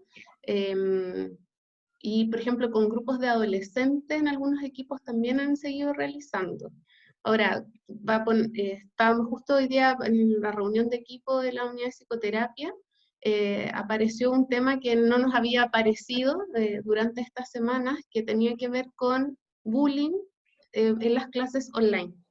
Como que nos fuimos todas de espaldas, pero dijimos, ¿cómo se nos fue? O sea, es obvio que iba a estar, que sigue estando, pero como no todos los niños han estado con este tipo de plataformas para realizar sus atenciones, o sea, sus clases, no nos había aparecido, pero hoy día ya nos apareció, y yo creo que ahora no se nos vuelve a olvidar, como algo que también vamos a tener que estar atentas en los controles que podamos realizar. Súper. Quería agregar a lo que tú comentabas, Victoria, que con el equipo perinatal estamos ahora, bueno, a raíz de esto todos nos pusimos creativos y a ver también el potencial que tiene la telepsicología y lo de grupos de diadas para embarazadas y para diadas mamá guagua con síntomas depresivos o con depresión directamente. Estamos pensando porque se puede perfectamente desde la casa. Pero perfecto. Sí, o sea, lo mismo que teníamos, la misma estructura de intervención, las mismas sesiones, pero el grupo virtual. Súper interesante. Mira, aquí hay alguien, no sé si quieres hablar, alguien que preguntaba por el chat, pucha, ya no la alcanzo a ver, que preguntaba por el bullying y dice que le ha tocado. No sé si quieres poner micrófono y hablar, la persona que comenta sobre experiencias de bullying de niños en contexto escolar, que la vi pasar ahí por el chat. Sí. Bueno, después hay otra, les sigo comentando preguntas para que entre todas vayamos pensando. Preguntan por el psicodiagnóstico. Esta pregunta ha aparecido también en otras charlas en las que yo he estado del Alberto Hurtado, y aquí preguntan si es recomendable con pruebas gráficas o el CAT, por ejemplo. En mi experiencia no me ha tocado aquí ver casos nuevos. Yo los pacientes que tengo son todos antiguos y algunos más antiguos que volvieron. Entonces no me he visto enfrentada al psicodiagnóstico, pero me imagino que sería complicado. Probablemente yo tendería a usar a lo mejor el desiderativo o algunos instrumentos de completación de historias con muñecos, pidiendo la ayuda de los papás, pero no me imagino el uso de pruebas gráficas. No sé si alguien ha estado haciendo psicodiagnóstico con casos nuevos y quisiera compartir. ¿Carla? Carla. Hola, primero les quiero agradecer la espectacular presentación. En lo personal, yo me he sentido en este tiempo que es tanta la información y es tanto el entusiasmo de tantos colegas de aportar, bueno, ídolo al grupo de metáforas, ¿cierto? Y yo siento una tremenda culpa de no tener la energía suficiente para afrontar, sintiéndome una persona capaz y creativa, pero me pasa que como que no puedo, los veo pasar así por delante y digo, bueno, en algún minuto me podré subir a la micro. Bueno, pero primero felicitarla por la presentación, por lo práctico y también por lo bien presentado. Y respecto a lo del psicodiagnóstico, sí a mí me ha tocado recibir pacientes nuevos, y han sido necesario usar el psicodiagnóstico. Entonces, yo revisé alguna literatura respecto del uso de la evaluación en el contexto forense, ¿ya? Por teleevaluación forense, pero hice un ajuste más bien personal, así que si a alguien no le parece, bienvenido, digamos, la opinión. Y lo que sí he hecho es aplicar, por ejemplo, test de Rorschach y de relaciones objetales en adolescentes. Por supuesto, no cuando hay en el test de Rorschach una duda en términos, digamos, de una psicosis, digamos, y donde yo tenga que ver el detalle oligofrénico, ¿cierto? Sino que cuando quiero tener un mapeo de los mecanismos de defensa, del tipo perceptivo, etcétera. Y entonces lo que yo he hecho es que en el momento en que estoy con el adolescente, le envío la foto de la lámina, y en ese momento, digamos, y él entonces me va contestando y hago la forma de interrogatorio habitual. Lo único que es la complicación es de la rotación de la lámina. O sea, ahí eso no se puede, digamos, evaluar por espontáneo, sino que yo lo invito a hacerlo, ¿ya? Esa es mi experiencia y no ha sido, es agotador, eso sí, para mí, el interrogatorio, pero los adolescentes lo han tolerado bien. ¿Y te ha dado información igual de valiosa que cuando aplicabas los instrumentos en vivo y en directo? Es que hay mucha información que a uno se le va, ¿cierto? Que es, el adolescente puede mirar hacia otro lado, ¿cierto? O evitar el contacto visual, pero no necesariamente porque tenga un problema, digamos, de interacción social, sino porque, como lo que decía la colega, porque le puede molestar verse en la pantalla. Pero sí ha sido útil. Ahora, yo pienso que tiene sus limitaciones, pero entre nada y algo, me parece que es importante hacerlo, y porque son adolescentes que, en mi caso, han querido aprovechar esta situación, digamos, de estar en sus casas para hacer cosas que estaban pendientes, como una de esas, ir al psicólogo. Han aprovechado el tiempo, es en ese sentido. Sí. Divertido. Eso. No sé si otras tienen experiencias de pacientes nuevos y diagnóstico con otras herramientas distintas. Constanza Mena levantó la mano, no sé si será en relación a este tema. No la veo. Quizás Ya, solo dale. agregar a lo que mencionaba Carla Álvarez, cierto que también dentro de las recomendaciones de todas las guías que revisamos aparecía mucho eso, como dentro de lo posible, como verificar si es que el instrumento que estamos pensando tiene algún estudio que nos indique que fue probado, como hacer ese ejercicio, esa búsqueda, precisamente por si hay que hacer algunas adecuaciones o consideraciones, pero que de todas maneras, por ejemplo, si uno tuviese que emitir un informe, se debe especificar que fue realizado en estas condiciones. Aquí hay una pregunta que hace Francisco Kaman para Josefina Martínez en relación a lo mismo. Yo estuve también en esa presentación que alude Francisco y dice que tú, Josefina, comentaste que tenías una paciente nueva y que ya nos ibas a contar cómo te iba. Así que él está cobrando la palabra y está preguntando, bueno, ¿cómo te fue con esa primera sesión y si descubriste aspectos a considerar para realizar un primer encuentro sin antes conocerse en persona? Más que al psicodiagnóstico, a esto de no haber tenido contacto directo antes. Oye, bueno, hola, primero, feliz de haberlas escuchado, me encantó toda la contextualización que hicieron además, porque lo que hicimos con metáfora fue como que nos tiramos de hacha a las sesiones terapéuticas de juego, ¿no? Entonces me encantó esto de las olas y todas las consideraciones que hicieron de lo que está alrededor de la terapia, así que muy agradecida por todo el esfuerzo de lectura y de sistematización que hay detrás. Y Francisco se pasó de buena memoria. Efectivamente tuve mi primera sesión el viernes, además con una niña que no está en Chile. No voy a dar más datos, pero fue una súper buena experiencia. Yo decía ese día que cuando empezó todo esto y alguien preguntaba si se podían partir con pacientes nuevos, mi primer pensamiento fue como no, mejor seguir con lo antiguo, porque desde la negación uno no pensaba que esto se iba a alargar tanto, ¿no? Entonces cuando esto se empieza a prolongar, uno dice, bueno, no se puede esperar, no se puede esperar a que esto termine para partir con pacientes nuevos y si hay necesidad de iniciar un proceso terapéutico, bueno, vamos, ¿no? Y me parece que por lo menos lo que pasa en este caso y en muchos otros, en que hay una necesidad real de conexión y de compañía frente a esta vida que sigue. Yo decía ese día, ¿no? Estamos en cuarentena, pero la vida sigue su curso, los sufrimientos siguen, las crisis siguen y las exigencias siguen, ¿no? No estamos tan parados como parece, ¿no? O sea, las cosas siguen ocurriendo igual y de verdad que me parece que es necesario. Me encanta haber escuchado a la Carla con lo del psicodiagnóstico, porque como yo no soy de orientación psicoanalítica, me podía sentir como un poco rigurosa si instaba a hacerlo, entonces ahora me siento con permiso, ¿no? De poder ocupar herramientas del psicodiagnóstico para conocer más a los niños, pero sin olvidar que lo primero es el contacto, ¿no? De cómo la psicoterapia es una experiencia de contacto humano, y lo más importante acá es este sentido de presencia que ustedes dijeron, ¿no? De cómo podemos estar presentes y transmitiendo, te acompaño en esto, ¿no? Te acompaño y camino contigo en este camino en el cual estás. No sé si le respondo a Francisco, pero creo que vamos bien. Creo que vamos bien. Bueno, se puede, ya sabemos que se puede, que hay alguien que tuvo la experiencia y funcionó. Miren, hay hartas preguntas que apuntan como a los grupos de riesgo, a qué hacer con los casos difíciles, con ideación suicida, un poco el dilema.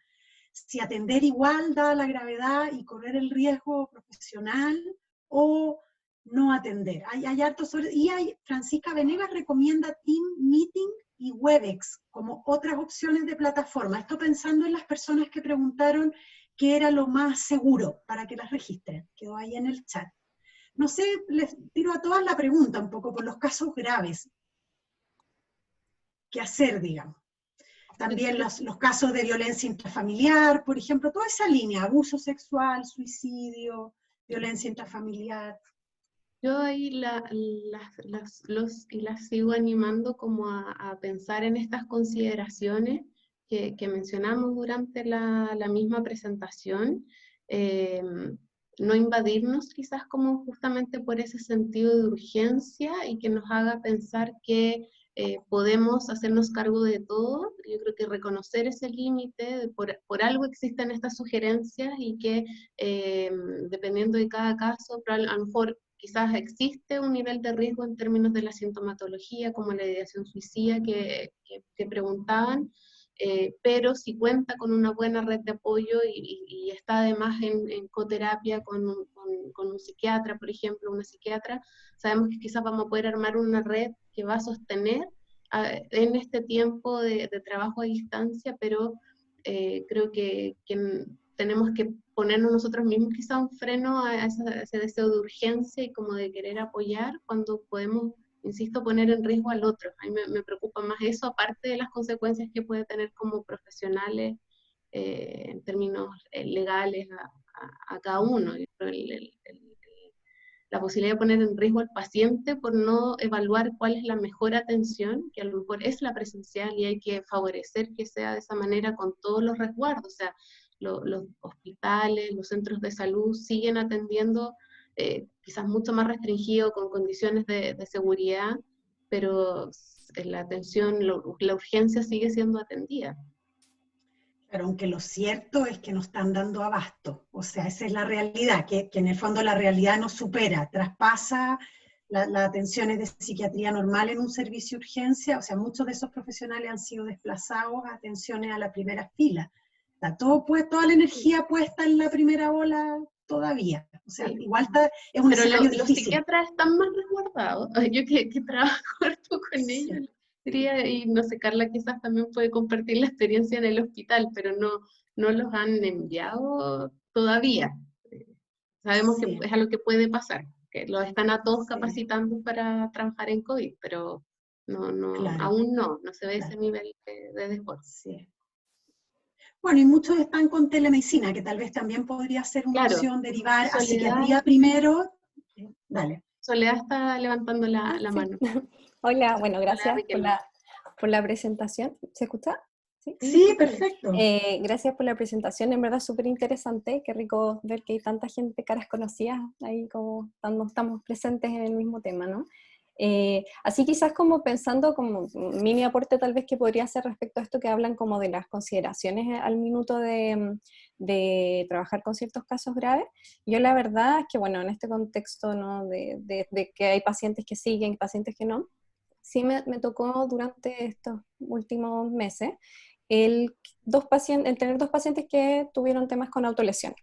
Uno de ellos que ocurrió por primera vez, que lo manejamos ahí con la psiquiatra y todo, y afortunadamente no ha vuelto a ocurrir. Y otra que tuvimos finalmente que tomar la decisión de hospitalizar, ¿ya? Y la verdad, bueno, eso fue justo en el contexto de la primera cuarentena, y para mí fue súper angustiante. Reconozco que me sentía así como bien sobrepasada. Quizás ahí, bueno, afortunadamente los dos ahora se encuentran bien estables, la adolescente que tuvo que estar hospitalizada ahora está súper bien, está en la casa y todo, pero algo que al menos me sirvió, que son como cosas como un poco obvias quizás, pero en primer lugar como el aumentar la frecuencia de las sesiones, como en el fondo así como uno lo haría quizás en la atención presencial, ¿verdad? El coordinarse bien con los otros tratantes. En el caso de ambos pacientes, los dos tenían tratamiento con psiquiatra también, entonces el tener ahí como buen contacto, contactarse constantemente, estar atentos, ¿no? Estar alineados también en las indicaciones. Harto trabajo con los padres también, eso también creo que en ambos casos ha sido súper importante. De hecho, en uno de esos casos, los papás los derivé también a una terapia de pareja, entonces también ahí hemos armado un equipo con la psiquiatra, con la terapeuta de pareja, entonces también ha sido como sumamente positivo desde ese punto de vista, como el armar nuestra propia red de apoyo, ¿cierto? A propósito también del autocuidado. Y en el caso de la chica que se hospitalizó, bueno, ahí yo tuve que ir presencialmente, a propósito de lo que ustedes comentaban, ¿no? Conversando ahí con la psiquiatra que la recibió en la clínica, me dijo, yo creo que ella necesita verte. Y en ese minuto para mí igual era algo así como, reconozco que para mí en lo personal fue como una cosa que me puso así media como entre la espada y la pared, pero finalmente lo conversé, lo supervisé y todo, y al final decidí ir. Y la verdad es que yo creo que eso tuvo un efecto positivo, ¿no? Como en la evolución de la paciente. Entonces también pensando que después igual cuando la dieron de alta hemos seguido trabajando, ¿no? Y ahora ya está mucho mejor, también creo que, claro, en la medida quizás que uno sea responsable, que uno no piense que puede tomar todo un caso así de grave, ¿no? Como sobre los hombros y pucha, con las ganas vamos a andar adelante, sino más bien creo que ahí lo importante quizás como para compartir es esto de armar buenos equipos, de supervisarse, y también creo yo de informarse. O sea, yo también ahí estuve leyendo así como loca buscando información también, se encontraba respecto a intervenciones a distancia, y la verdad es que no logré encontrar como algo así como que me ayudara específicamente como con las características de estos pacientes adolescentes. Pero bueno, ahí lo importante yo creo también es como seguir invitando como a compartir conocimientos, ¿no? Porque quizás no todo todavía está registrado, No. porque es muy nuevo. Entonces creo que Sí. todas En estas esta instancias, cantidad, quizás. exacto, Exacto. todas estas instancias de conversación finalmente son muy nutritivas, y yo creo que es muy, muy beneficioso para todos nosotros como seguir participando de esto, porque así Sí, también sí, vamos pues. co-construyendo nuevos conocimientos y nuevas prácticas que estamos inventando sobre la marcha. Sí, pues hay que ir pensando también y viendo cómo funcionan. Había dos manos, había una de la Connie Mena y de la Gabriela Navarrete. La Connie Sí. parece que se quedó, no sé, Connie, si estás por ahí. La Connie estaba pendiente de antes. ¿Estás, Connie? Que tiene un hijo chiquitito, la Connie, a lo mejor ahí la maternidad. Dale, Gabriela, si estás, Connie, por favor, aparécete. Dale, Gabriela. Hola. Eh, bueno, y yo creo que hay cosas claves que poder conversar respecto al tema de la telepsicología un poco, porque creo que una cosa también es como el tema de la intervención en crisis versus como el tratamiento. O sea, lo que todos hemos planteado, yo creo, hasta ahora ha sido que hemos seguido con pacientes antiguos. Y el tema de la incorporación de pacientes nuevos también requiere como una evaluación también del contexto, sobre todo nosotros que trabajamos como con niños y adolescentes, porque finalmente los que se van a hacer cargo de ese tratamiento o no van a ser los papás o los tutores. Entonces, en ese sentido, por ejemplo, por esas cosas de la vida me llegó una paciente adulta, pero sí tenía pensamientos de muerte. Entonces, ¿qué hice En los primero? ajustes de telemedicina en el Sí, centro médico, sí. han sido ahí un tema.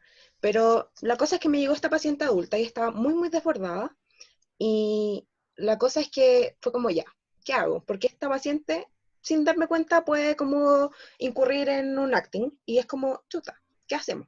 Entonces ahí armar rápidamente equipo también me sirvió harto, pero obviamente me quedé preocupada por ella hasta que tuve la próxima sesión. Pero era como ya, le di así como lista de indicaciones, toma ahora con psiquiatra, ojalá con esta psiquiatra porque yo sé cómo trabaja, entonces era más fácil para mí comunicarme.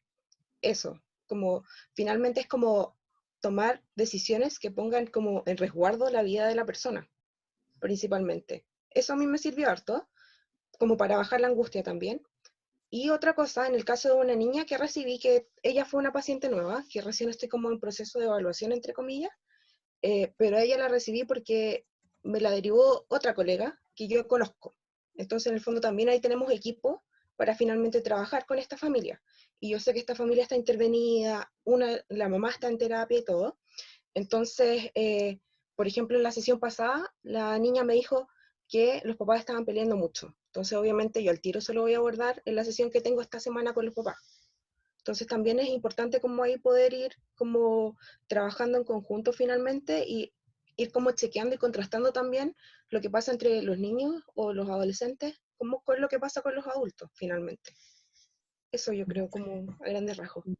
Gracias. Estaba pensando ahí, Gabriela, que también hay una diferencia grande entre quienes trabajan solas o solos en su consulta y quienes trabajan en centros, porque el respaldo, la coordinación con profesionales, la posibilidad de hacer equipos, la posibilidad de construir espacios de supervisión, yo creo que da un marco mucho más protegido para los pacientes y también para los terapeutas, que eso hace diferencia, que a veces lo más difícil es para los terapeutas que están solos o solas, y que ahí quizás la recomendación es armar grupos de supervisión, grupos de discusión, de análisis de los casos, de compartir recomendaciones, porque hasta hace un tiempo mucha gente trabajaba en su consulta sin necesariamente compartir con otros y eso funcionaba, pero yo creo que en este tiempo es súper recomendable que uno pueda tener grupos de trabajo para apoyarse y tomar mejores decisiones, porque esto lo estamos estamos inventando en el fondo, estamos construyendo en el camino. Y lo que uno ve es que en general los países europeos tienen mucha más regulación de todo. O sea, está todo muy controlado, lo que describía Marta y Francisca, que también escuchábamos en otra presentación, otra psicóloga que estaba en Madrid y contaba lo mismo. O sea, está todo bien pauteado, bien definido, con muchos resguardos legales. Y aquí eso está bien en pañales todavía. Entonces los equipos pueden ser un recurso protector. Y eso, los equipos como de uno, profesionales, pero también como las redes que puedan existir para las personas, como en general. Sí. Y ahí quizás me tomo lo que está diciendo Gabriela por una pregunta que aparecía en el chat respecto a qué deberían contener estos planes de acción, estos distintos protocolos que planteamos.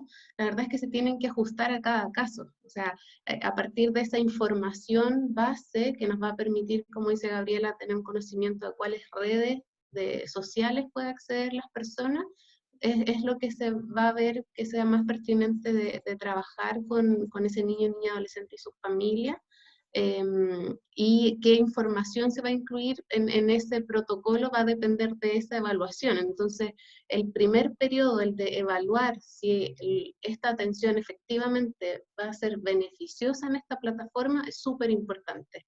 Tanto obviamente quizás con pacientes nuevos, pero también, como decíamos antes, con nuestros pacientes antiguos a los cuales hemos podido hacer seguimiento. Sigue siendo una buena opción, está con una red de apoyo que va a poder sostener este tiempo, un trabajo como constante, y además también se sugería bastante en las guías como no perder ninguna sesión para evaluar cómo está ese impacto del COVID. Aparte de la agenda, ¿cierto? Como en términos de los objetivos terapéuticos que a lo mejor hay con cada familia, también ir haciendo una evaluación como cumpliendo nuestro rol de profesionales de la salud, de cómo está ese impacto, cómo están las medidas de cuidado o no, qué tanto se están exponiendo a situaciones de riesgo, también era bien relevante. O sea, también uno podría poner eso dentro de un protocolo de acción, por ejemplo, si considera que es un foco relevante a fortalecer en la familia. Creo que Francisca tiene la mano levantada, pero quizás antes, Francisca, darte la palabra, si alguien más de las personas que no han participado quisiera decir algo. Catalina Sierson levantó la mano, entonces está Francisca y después la Entonces, eso. Muy de acuerdo con todo lo que han ido diciendo. Yo creo que, bueno, como acá esto partió antes, acá en Londres, yo ya he tenido, por ejemplo, 6, 7 pacientes nuevos, y lo más probable es que sea una realidad para muchos de los colegas que están aquí, y para todos, de que al inicio va a ser uno, no estoy segura, y después va a tener que ser como todos mis pacientes son nuevos. Y una de las cosas yo creo más importantes, y recalcando lo que dijo Catalina, es tener al menos una sesión donde uno le explica a la persona de que vamos a ver si es posible tenerlo online. No como sí, obvio, sino que hay muchas cosas que hay que tener en cuenta. Por ejemplo, a veces hay adolescentes que quieren tener una sesión online, pero no quieren que su mamá escuche, pero viven en una pieza donde la mamá está al lado. Entonces ese tipo de cosas podrían hacer que se dificulte, y es mejor tener esa conversación al tiro que después ver cómo ella está tratando de susurrar las cosas. El otro punto es que lo otro que se está poniendo un poco en juego, y que yo creo que es una como bonita y extraña experiencia también, es el tema del poder, de esta idea como que el psicólogo es el experto, y la familia va a la sesión y va a la consulta, porque acá muchas veces, a veces pasa que los niños, como contaban, a veces saben usar la tecnología mejor que nosotros, Sí. o estamos, por ejemplo, en mi caso, estoy en una pieza chica, entonces tengo como que poner cosas, porque si no, literalmente mi espacio privado y mi espacio público están completamente juntos. Entonces eso también como que nos iguala un poco a cómo los pacientes a veces llegan, que ellos tienen que llegar donde un desconocido a contar cosas de su vida, y nosotros en general siempre estamos como en una consulta donde tenemos un cuadro más, pero ahora como que es parte de nuestra casa igual, o en una sesión que estaba viendo con una supervisora, entró su perro de repente a la sesión, entonces igual esas cosas como que generan una alianza terapéutica también bastante bonita entre ya muestra el perro y toda la cosa.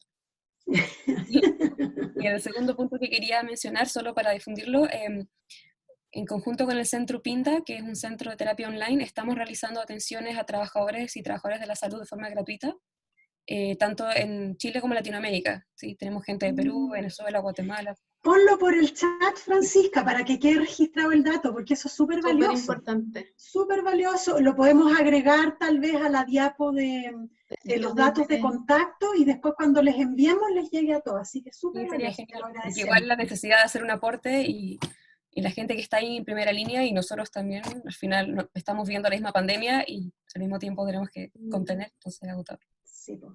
Escríbenlo, por favor. Por eso hicimos el Zoom al autocuidado, porque en general es lo que nadie nombra. Todos tenemos superpoderes y la verdad es que no, que uno igual se angustia, igual uno duerme mal, igual uno tiene la abuela o el familiar enfermo, las personas contagiadas, los temores económicos, estamos sometidos a lo mismo, entonces es súper relevante. Dale, Cata, tú tenías la mano, Cata Sierson. Ya, ahí sí, que tenía el audio apagado. Oye, quería darle... muchas gracias a las dos por la presentación. Siento que a cada charla que voy o cada cosa que hablan sobre telepsiquiatría, telepsicología, telemedicina, todo, siempre es todo nuevo. Pero siento también que estamos todos un poco en lo mismo, con los mismos temores, con las mismas dudas, como con un mundo súper, como con un mundo muy abierto, con mucha información. Me ha estado dando vuelta el tema quizás un poco más en niños más chiquititos, o en el tema de la salud mental perinatal también, pensando en que es un área, bueno, que a nosotros como equipo también, como que nos toca más estar más cerca de ello.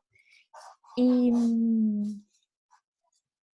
me ha pasado que me he acordado mucho de la terapia en la cocina de la Freiberg, ¿ya? Siento que este es un periodo súper especial para poder acompañar a las mamás con hijos chiquititos, con guaguas o embarazadas, para acompañarlas en su vida cotidiana también. ¿Ya? Sobre todo a veces cuando no se puede estar con pantalla, cuando tiene que ser una llamada por teléfono, cuando no saben qué hacer porque están con los niños encima, o porque no se han podido hacer el tiempo, efectivamente porque no da, porque no se puede. Siento que eso puede ser un espacio muy lindo para acompañar, para tener a alguien presente en tu vida que como que te mentaliza durante una hora, durante 45 minutos, y te ayuda también a poder mentalizar a tu hijo, a tu guagua, en ese momento, mientras estás en la comida, o mientras estás lavando, mientras estás ordenando, o mientras estás haciendo cosas, o simplemente mientras te sientas a estar con tu psicóloga al otro lado del teléfono. Siento que es una experiencia súper reponedora en ese sentido, y muy útil también como una intervención en crisis también, ¿ya? Siento que de las sesiones que tenemos con los pacientes, gran parte es en crisis. Y creo que esa compañía en la vida cotidiana es súper alivianadora. Eso, creo que se ha abierto ese espacio para acompañar en la vida cotidiana y desde su propio mundo también, casas que no conocíamos, rutinas que no conocíamos también, horas que no conocíamos también, espacios, hasta los juguetes de los niños, las cosas, o sea, como todo lo cotidiano de ellos lo traen sin más a nuestra pantalla, a nuestro celular, y creo que se hace muy linda esa compañía, que quizás es muy sencillo también, a veces quizás creo que nos complicamos mucho en saber qué hacer, bueno, yo también. Pienso qué hacer, con qué jugar, o sea, todo, cómo evaluar, todo, y a veces poder acompañar en la vida cotidiana se vuelve súper necesario. Yo creo que lo que tú dices, Cata, y que lo decía la Josefina también, es lo que más agradecen los pacientes, saber que a pesar de todo uno está ahí, que estamos conectados, que no nos hemos ido, que tenemos presentes sus sufrimientos, sus preocupaciones, y que estamos disponibles, porque eso es como la presencia, como que las herramientas fueran la excusa un poco, para decir eso. La Maca, parece que tenía la mano levantada, la Maca Romero. Sí, hola. Bueno, también quería partir agradeciéndole el espacio, siempre sirve mucho y por toda la información que compartieron. Y a raíz de lo que decía la Cata y lo que decías tú, Marcia, que tenía una pregunta, porque siento que también este espacio virtual rescato un poco lo que decían ustedes de que estamos todos construyendo sobre la marcha, ¿cierto? Y cómo a partir de lo que nosotros estamos haciendo ahora, por ejemplo, en este encuentro, o cuando intentamos conectarnos y se nos va la señal y volvemos a conectar, le demostramos a nuestros pacientes que lo estamos intentando, ¿cierto? Estamos aquí, estamos todos en el mismo bote, estamos todos en cuarentena, o sea, estamos todos en esta pandemia, ¿cierto? Viviendo esta pandemia, y que nos permite estar juntos también o que el paciente sienta que estamos juntos también como de la misma vereda.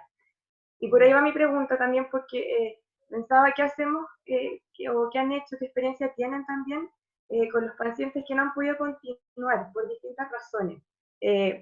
Porque también esto de poder expresarle al paciente que estamos aquí a pesar de la falla, de las fallas que ocurren en la vida, ¿sí? Como que se nos desconectan los computadores de repente, ocurre esta pandemia que es inédita, sí, pero ahí de repente, o sea, eso también puede hacer revivir a un paciente una experiencia de falla, de que ocurren encuentros, desencuentros en la vida. ¿Cómo hacerlo también con estos pacientes con los que no podemos mantener terapia? Por distintas razones, ¿ya? O porque no les acomoda esto, o porque prefieren esperar, o esperar, o suspender la terapia por temas económicos, por temas logísticos, lo que sea. ¿Cuál es su experiencia? ¿Cómo lo hacen? ¿Qué tipo de cierre se puede ofrecer? A veces hay pacientes que dejan hacer algún cierre virtual, otros que prefieren solo suspender.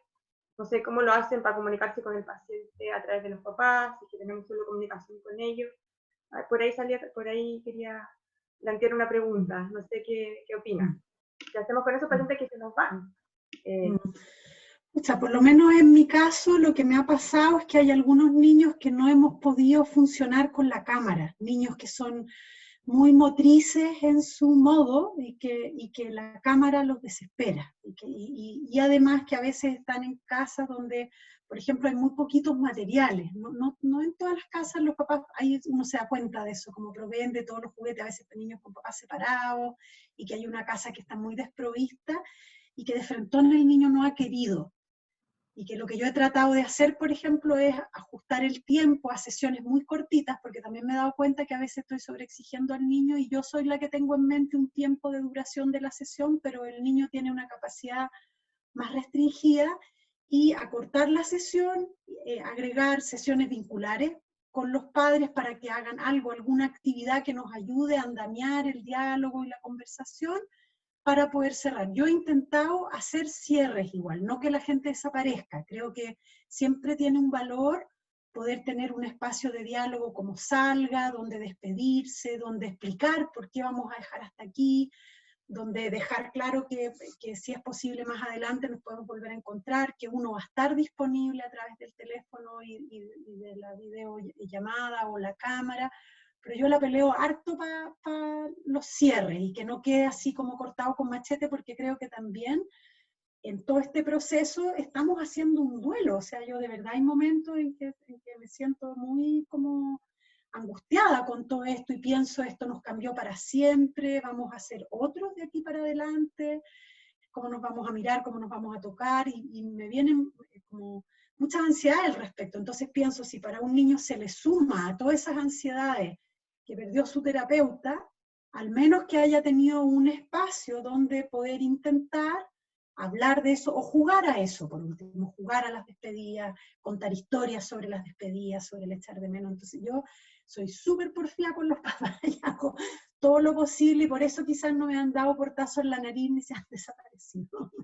No sé el resto cómo lo ha hecho para pelear los cierres y las despedidas.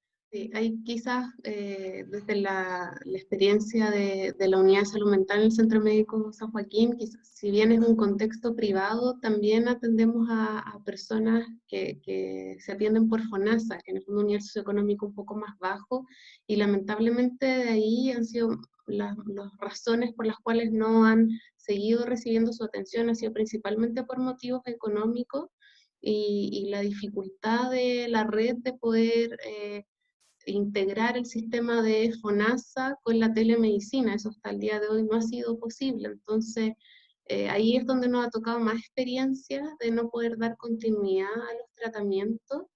En cada caso se ha hecho un esfuerzo más bien como desde las profesionales de hacer aranceles diferenciadísimos, porque entendemos que hay una responsabilidad, sobre todo con los pacientes que requieren esta atención en este tiempo. Hay algunos que uno puede evaluar que puede ser pertinente hacer una interrupción, una pausa, pero en el equipo yo encuentro que ahí nos hemos ido apoyando entre todas como de ir haciendo ese seguimiento y nos vamos contando. Logré comunicarme con el que no me había contestado los primeros 15 días, el primer mes, y vamos todas las semanas como evaluando cuántos pacientes estamos pudiendo atender, cuáles no, cuáles son por razones económicas, cuáles no hemos podido contactar.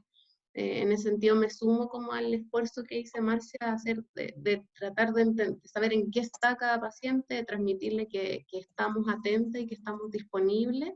Y lo otro también que yo he hecho con los casos en que, tanto que por razones económicas o porque de verdad no hay un acomodo en relación a la plataforma,